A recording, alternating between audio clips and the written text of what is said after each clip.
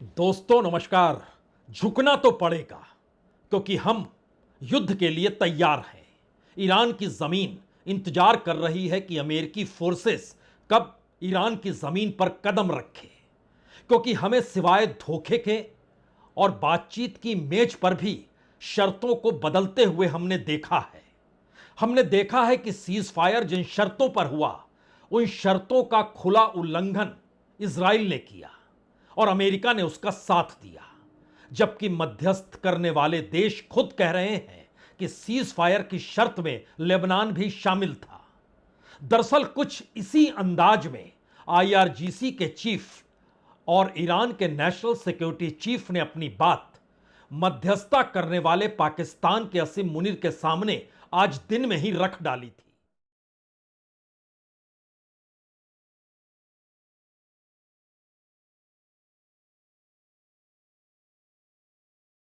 जिसके बाद मुलाकात जब संसद के अध्यक्ष गलीफाफ के साथ हुई तो उन्होंने भी उसी तेवर के साथ कहा कि बिना समझौते के रास्ते पर चलने के लिए आपको अपनी शर्तों में ढील देनी होगी और लेबनान में हर हाल में सीज फायर आपको लागू करना होगा। इजराइल के प्रधानमंत्री बेंजामिन नेतान्याहू ये बोलने से दोपहर में चूके नहीं कि हमारे निशाने पर हिजबुल्ला है और हम किसी भी हालत में इस युद्ध को खत्म नहीं होने देंगे जब तक हम अपना लक्ष्य प्राप्त नहीं कर लेते। और कुछ यही बात उन्होंने अपने यानी आईडीएफ के कमांडरों के साथ की और शाम ढलते ढलते इजराइल को झुकना पड़ गया, क्योंकि आईआरजीसी ने खुले तौर पर यह कह दिया कि जिन शर्तों के आश्रय हम समझौते की मेज पर भी जाएंगे, उससे पहले हमें कुछ भी ऐसा दिखाई नहीं दे रहा है कि अमेरिका के पास कोई फार्मूला है, कोई बातचीत की रूपरेखा है, सिवाय इसके कि दुनिया के सामने वो अपने फेस को सेव करने के लिए बातचीत करना चाहता है और हमें पता है कुछ भी हाथ में नहीं आएगा तो बातचीत हम नहीं करेंगे जब तक आप कोई एक रूपरेखा तय नहीं कीजिएगा। और एक झटके में पहला कदम यह उठ गया कि इजराइल को झुकना पड़ गया। अमेरिकी राष्ट्रपति ट्रंप के जरिए जो बातचीत बेंजामिन नेतान्याहू के साथ हुई और बेंजामिन नेतान्याहू ने जो बातचीत लेबनान के राष्ट्रपति के साथ की, उस प्रक्रिया में यह तय हुआ कि 10 दिनों का सीज फायर किया जा रहा है, जो भारत के समय मुताबिक आज आधी रात के बाद 2:30 बजे से शुरू हो जाएगा। यानी आज रात के 2:30 बजे के बाद से कोई हमला कहीं नहीं होगा। यह मैसेज उस सीजफायर की दिशा में बढ़ते हुए कदम का है जहां पर अभी तक इजराइल का रुख अलग था। वो सीधे तौर पर ईरान को चिताता था, लेबनान को चिताता था, हिजबुल्ला को चिताता था। हालांकि ना तो इजराइल ने और ना ही इस समझौते के तहत हिजबुल्ला का जिक्र किया गया, लेकिन यह जरूर कहा गया किसी भी ठिकाने पर कोई हमला नहीं होगा। और आज दिन की बातचीत में खुले तौर पर आईआरजीसी यानी रेवोल्यूशनरी गार्ड्स की तरफ से यह कहा गया था कि आप ये मानकर चलिए कि हिजबुल्ला हमारे साथ खड़ा है, आप मानकर चलिए हुती लड़ाके हमारे साथ हैं, आप मानकर चलिए हमास हमारे साथ है, लेकिन जब सीज फायर होता है या युद्ध खत्म होता है तो हमारी शर्तों को आपको मानना पड़ेगा। और उस दायरे में पहली बार चंद घंटों के बाद बेंजामिन नेतान्याहू को यह कहना पड़ा अब सीज फायर हो रहा है और 10 दिनों का सीज फायर है। और अमेरिकी राष्ट्रपति ट्रंप ने भी कहा देख लीजिए 34 बरस के बाद एक ऐसी स्थिति आई है जहां पर इजराइल और लेबनान के भीतर एक समझौता हुआ है। तो हम दोनों को यानी लेबनान के राष्ट्रपति को और बेंजामिन नेतान्याहू को यानी इजराइल के प्रधानमंत्री को, दोनों को व्हाइट हाउस में इनवाइट करते हैं। लेकिन अगला सवाल यह भी था यह इनविटेशन कल असीम मुनीर के जरिए किस बातचीत की दिशा में जाएगा, क्योंकि उससे पहले खुले तेवर के साथ जो ईरान के भीतर रेवोल्यूशनरी गार्ड्स ने जतला दिया और एक मैसेज कन्वे कर दिया कि जिस रास्ते अमेरिका चल रहा है उस रास्ते ईरान चलने को तैयार नहीं है। और उसका असर कितना व्यापक हुआ यह पेंटागन के भीतर सीआईए की रिपोर्ट और व्हाइट हाउस के भीतर प्रेस कॉन्फ्रेंस में जब खुले तौर पर रक्षा मंत्री पेट हेक्सेट ये चिताने लगे सिर्फ एक बटन की जरूरत है, हम एक बटन दबा देंगे तो ईरान तबाह हो जाएगा। और उसके बाद वह बोलते चले गए। और इसी दौर में उनके साथ वहां के जो सैन्य प्रमुख पेंटागन के हैं, उन्होंने भी यह कहने में कोई कोताही नहीं बरती कि दरअसल होर्मुज रूट ही नहीं बल्कि पूरे कोस्ट लाइन को लेकर, जो ईरान का लंबा कोस्ट लाइन है, उस पर अमेरिकी पहरा होगा। और अंतर्राष्ट्रीय मानचित्र में झांक कर देख लीजिएगा, जहां जहां ईरान के जहाज नजर आएंगे वो निशाने पर होंगे। इन बातों का वो जिक्र तो कर गए, लेकिन उससे पहले रेवोल्यूशनरी गार्ड्स ने खुले तौर पर कहा, आपको जहां निशाना बनाना है बना लीजिए, जो आर्थिक नाकेबंदी करनी है कर लीजिए, लेकिन हमारा दायरा और व्यापक हो रहा है। और सचेत रहिएगा, मामला सिर्फ होर्मुज रूट तक नहीं रहेगा, बात आगे बढ़ेगी। वो इंडिकेशन था रेड सी की दिशा में, वो इंडिकेशन था गल्फ के बीच ओमान की खाड़ी तक, ये मैसेजेस थे। लेकिन आइए जरा शुरुआत में देख तो लीजिए अमेरिकी राष्ट्रपति ने जो जानकारी दी कि हां, सीज फायर हो गया है।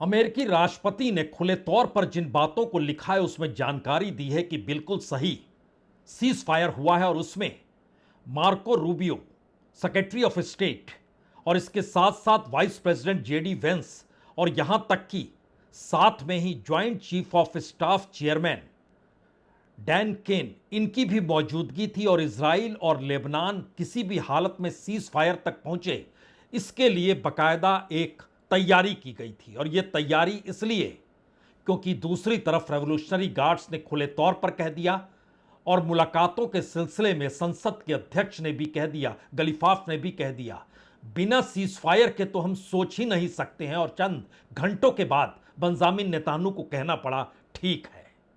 लेकिन इसके बाद अमेरिकी राष्ट्रपति ने दोबारा से ट्रुथ सोशल पर एक और पोस्ट की। उसमें उन्होंने लिखा, मैं इजराइल के प्रधानमंत्री नेतान्याहू और लेबनान के राष्ट्रपति जोसेफ ऑन को व्हाइट हाउस में आमंत्रित करूंगा, क्योंकि यह 1983 के बाद इजराइल और लेबनान के बीच पहली सार्थक बातचीत होगी, जो काफी लंबे समय बाद हो रही है। दोनों पक्ष शांति चाहते हैं और मुझे भरोसा है कि यह जल्द ही संभव होगा। और इसके बाद लेबनान के प्रधानमंत्री नवाफ सलाम ने भी इजराइल के साथ अस्थायी युद्ध विराम समझौते का स्वागत किया। और उनका कहना था कि लेबनान युद्ध की शुरुआत से ही इसकी मांग कर रहा था, लेकिन जिस तरीके से जो तबाही पूरे लेबनान में मची और पूरी दुनिया ने इसे देखा, किस तरीके की परिस्थिति में लगातार मिसाइलें दागी जा रही थी, और यूनाइटेड नेशन में भी इसे मानवीय त्रासदी के तौर पर देखा गया। यानी जिस बात पर इजराइल अड़ा हुआ था, उस अड़े हुए इजराइल के पीछे अमेरिका खड़ा था। उस परिस्थिति में अमेरिकी राष्ट्रपति भी जान गए कि व्हाइट हाउस में कल जब फैसले का दिन होगा तब वो किस दिशा में जाएंगे। और अगर वह सीधे झुक जाते हैं या झुकते हुए दिखाई देते हैं तो यह ठीक होगा नहीं। इसीलिए आज पहली बार इस सीजफायर के वक्त में ही रक्षा मंत्री पीट हेग्सेट सामने आए, और उन्होंने जिन बातों का जिक्र किया वो इसलिए चौंकाता है क्योंकि कोई भी सुपर पावर या ताकतवर देश इस तर्ज पर कभी कहता नहीं है जिस तरीके से वो कहते चले गए। उन्होंने कहा कि ईरान को अपने साजो सामान को इकट्ठा करते हुए वो देख रहे हैं। जो भी आपके लॉन्चर मिसाइल हैं, जहां जहां हमने चीजें ध्वस्त की है, आप उसको देख रहे हैं, कलेक्ट करते हुए हम जान रहे हैं। क्योंकि आपके पास ना तो डिफेंस की कोई इंडस्ट्री है और ना ही आप चीजों को डेवलप कर सकते हैं। और हमसे तुलना तो आप बिल्कुल मत कीजिए, हम बहुत ही शक्तिशाली हैं और आक्रमण और रचनात्मक क्षमताओं को फिर से भरने की कोई क्षमता आप में नहीं है जो कि हमारे पास है। हेग्सेट यहां भी नहीं रुके।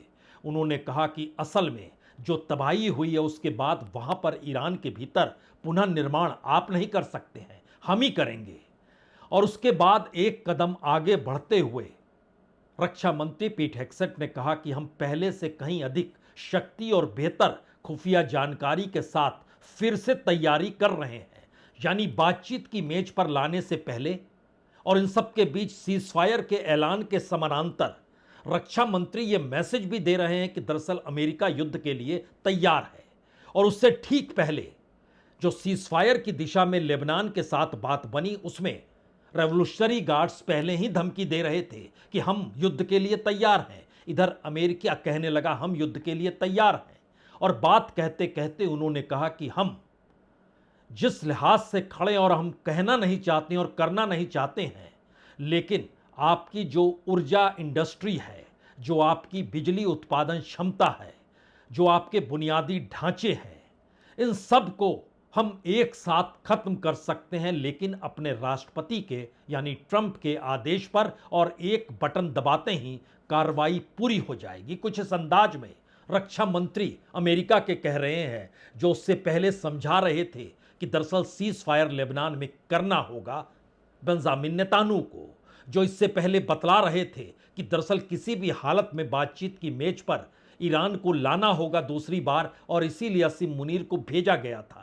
लेकिन पीट हेगसेट की बात को सुनना जरूर चाहिए। But if Iran chooses poorly, then they will have a blockade and bombs dropping on infrastructure, power, and energy. And at the same time, Treasury Secretary Scott Bessent and our friends over at Treasury are launching Operation Economic Fury as well, maximizing economic pressure across the entirety of the government. To Iran, choose wisely. कहां किसे check करना है, कैसे balance करना है, white house की पूरी ऊर्जा आज दिन भर इसी बात को लेकर लगी रही। क्योंकि जैसे ही रेवोल्यूशनरी गार्ड्स या आईआरजीसी की तरफ से यह चुनौती दी गई कि अगर आपने हमारे किसी भी जहाज को निशाने पर लिया और अगर अपनी रोक टोक को बढ़ाया, तो इसके बाद हम हर हाल में अपने सैनिकों को सक्रिय कर देंगे, बारूदी सुरंग को सक्रिय कर देंगे, और युद्ध की परिस्थितियों से जूझने के लिए हम तो तैयार बैठे हैं, आप अपने सैनिकों को भेज दीजिए। इसीलिए रक्षा मंत्री हेगसेट के साथ अमेरिका के सैन्य प्रमुख भी मौजूद रहे, और उन्होंने पहली बार खुलकर कहा कि देखिए, हम होर्मुज़ रूट भर के लिए नाकेबंदी नहीं कर रहे हैं, हमारे दायरे में पूरा कोस्ट लाइन है जो ईरान का है, और हम यह भी देख रहे हैं कि आने वाले वक्त में दुनिया के किसी भी समुद्र में अगर ईरानी जहाज की मौजूदगी होगी और अगर वह एनर्जी को लेकर होगी, तो वो हमारे निशाने पर होगा। इस बात का जिक्र अमेरिका के सैन्य प्रमुख ने भी कर दिया। लेकिन सवाल यह था कि इससे पहले कमोवेश इन्हीं बातों का जिक्र आईआरजीसी कर रहा था, कहते हुए कि युद्ध के नाकेबंदी का असर दुनिया की इकोनॉमी पर अगर पड़ रहा है, तो उसका व्यापक असर अब और ज्यादा आपको जल्द ही दिखाई देगा, क्योंकि बातचीत के लिए आपके पास कोई फार्मूला नहीं है। लेकिन अमेरिकी सैन्य प्रमुख क्या कहे और किस तरीके से कहा उन्होंने, इस चेक एंड बैलेंस की परिस्थिति को समझने के लिए उनको जरूर This blockade applies to all ships regardless of nationality heading into or from Iranian ports. The U.S. action is a blockade of Iran's ports and coastline, not a blockade of the Strait of Hormuz. Enforcement will occur inside Iran's territorial seas and in international waters. दरअसल ये परिस्थितियां बतलाती हैं कि जो युद्ध विराम या ceasefire है वो बेहद नाजुक है, और रणनीतिक विराम के तौर पर इसे अमेरिका देख रहा है। लेकिन दूसरी तरफ ईरान ये मानकर चल रहा है कि दरअसल उसकी इस युद्ध को लेकर अगर कोई निर्णय स्थायित्व वाला नहीं होगा, यानी इस गारंटी की दिशा में नहीं बढ़ेगा कि भविष्य में कोई हमला ना हो, तो फिर ऐसे युद्ध विराम का कोई मतलब नहीं है। दूसरी परिस्थिति यह है कि हर किसी को, यानी इजराइल हो, अमेरिका हो या ईरान हो, अगर हर कोई ये सोच रहा है कि वो ताकतवर हो, तो फिर युद्ध विराम का कोई मतलब बचेगा ही नहीं। शायद इसीलिए पहली बार जो व्हाइट हाउस की भूमिका और जो रेवोल्यूशनरी गार्ड्स का चेतावनी, धमकी, या कहें सीधे जो उनका कहना है, उस दायरे में समझे तो यह एक शैडो वार भी है, यानी खुली जंग नहीं होगी, सैन्य कार्रवाई से परहेज किया जाएगा, लेकिन बुनियादी ढांचे या फिर सैन्य ठिकाने या फिर आपूर्ति लाइन जो भी होगी तेल की या बिजली की, वह निशाने पर ली जाएगी। और इस परिस्थिति को लेकर 10 दिनों का सीजफायर, इसीलिए लेबनान ने कहा यह परमानेंट नहीं है, यह अस्थायी है, क्योंकि हम जानते हैं इजराइल आने वाले वक्त में क्या कुछ कर सकता है, यानी संघर्ष का दायरा बढ़ भी सकता है। इन परिस्थितियों के बावजूद भी अमेरिका झुका जरूर, इजराइल ने घुटने टेके जरूर, और एक शेर की दहाड़ के साथ अपनी पुरानी परिस्थितियों में रेवोल्यूशनरी गार्ड ने अपनी पहचान तो कराई, लेकिन संघर्ष का दायरा बनेगा, यानी उसके भूगोल का दायरा अगर बढ़ जाएगा तो असर पूरी दुनिया पर कैसे होगा, और संकट ईरान से ज्यादा अमेरिका पर होगा, इसका खुला जिक्र रेवोल्यूशनरी गार्ड करने से चूके नहीं। तीसरी परिस्थिति थी, क्या वाकई एक डिप्लोमेसी के आश्रय चीजें चल सकती हैं, जो अमेरिका पैरेलल में जोर दे रहा है और कह रहा है ठीक है, हम लेबनान के राष्ट्रपति को भी बुलाएंगे, बातचीत भी होगी और समाधान भी निकलेगा, और इसीलिए हम मेज की टेबल पर जाना चाहते हैं जो शांति प्रस्ताव से जुड़ा हुआ हो। लेकिन क्या यह वाकई मध्य मार्ग जो चुनने की कोशिश की जा रही है, युद्ध भी रहे, डिप्लोमेसी भी रहे, लकीरें धुंधली भी रहें, लेकिन इन सब के बावजूद अपनी अपनी प्राथमिकताएं महत्वपूर्ण भी रहे, और शायद इसीलिए अगला हिस्सा समुद्री नाकेबंदी की दिशा में गया, जहां पे अमेरिकी सैन्य प्रमुख ने कहा हम विस्तार कर रहे हैं, जहां भी ईरानी जहाज वहां पर हमला होगा, और ईरान ने दूसरी तरफ कहा होमुर्ज, रेड सी, ओमान की खाड़ी सभी हमारे दायरे में आ जाएंगे। यानी ये एक मैसेज है कि लेबनान पर घुटने टेक दिए इजराइल ने अगर, और ये एक रास्ता बनाने की कोशिश है कि बातचीत हो जाए, तो शायद फिक्र ईरान से ज्यादा दुनिया पर जो एनर्जी का असर पड़ रहा है, जो ग्लोबल इकोनॉमी पर असर पड़ रहा है, और अमेरिका बाखूबी जानता है कि उसके नौसेना की मौजूदगी कितने वक्त तक रह सकती है, उस पे जो खर्चा आएगा उसका जवाब कौन देगा। और शायद यही वजह है कि पहली बार युद्ध से त्रासदी का जिक्र भी लेबनान के साथ बातचीत में हुआ है, और लेबनान ने खास तौर से साउथ लेबनान के हिस्से में जहां आज भी हमले हुए, त्रासदी की उन तस्वीरों को दिखलाया गया। जो भयावह स्थिति साउथ लेबनान की है, तस्वीरें आप भी देख लीजिए।